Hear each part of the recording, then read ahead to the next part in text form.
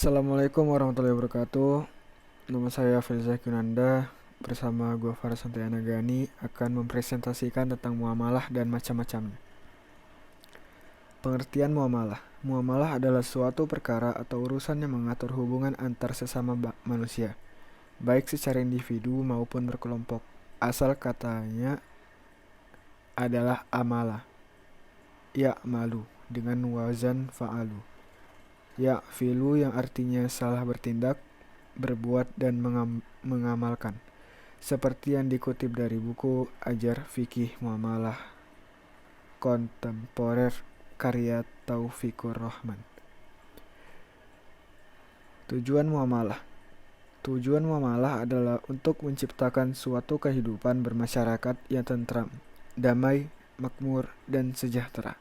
Pasalnya manusia merupakan makhluk sosial yang perlu berinteraksi dan membutuhkan bantuan orang lain.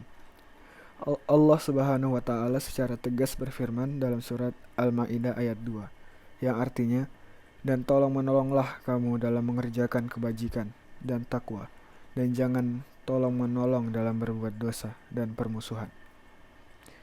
Jenis-jenis muamalah.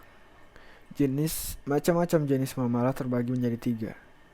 Yang pertama ada muamalah jual beli, muamalah utang piutang, dan yang ketiga muamalah sewa menyewa. Muamalah jual beli. Menurut syariat agama, muamalah jual beli adalah kesepakatan tukar-menukar benda untuk memiliki benda tersebut selamanya. Jual beli yang dibenarkan sesuai dengan firman Allah Subhanahu wa Ta'ala, surah Al-Baqarah ayat 275. Rukun jual beli ada 3, yakni ada penjual dan pembeli, ada uang dan barang yang diperjualbelikan, dan terakhir ada ijab kabul. Rasulullah SAW pernah bersabda mengenai muamalah jual beli, "Sesungguhnya jual beli itu hanya sah jika suka sama suka." Hadis riwayat Ibnu Hibban.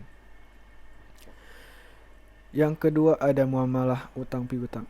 Utang piutang adalah menyerahkan harta dan benda kepada seseorang dengan catatan akan dikembalikan pada waktu kemudian, dengan cara tidak mengubah keadaannya.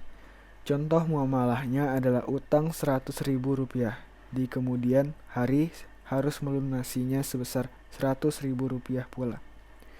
Menurut agama Islam, memberi utang kepada seseorang dianggap sebagai tindakan menolong yang sangat dianjurkan.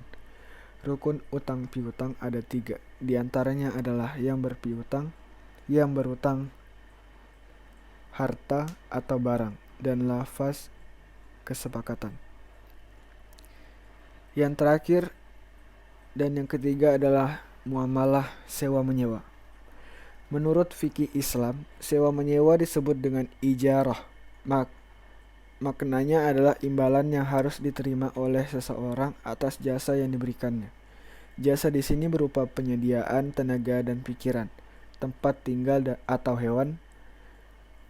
Dasar hukum muamalah ijarah atau sewa menyewa tertuang dalam surah Al-Baqarah ayat 233 yang artinya, "Dan jika kamu ingin menyusukan anakmu kepada orang lain, maka tidak ada dosa bagimu memberikan pembayaran dengan cara yang patut."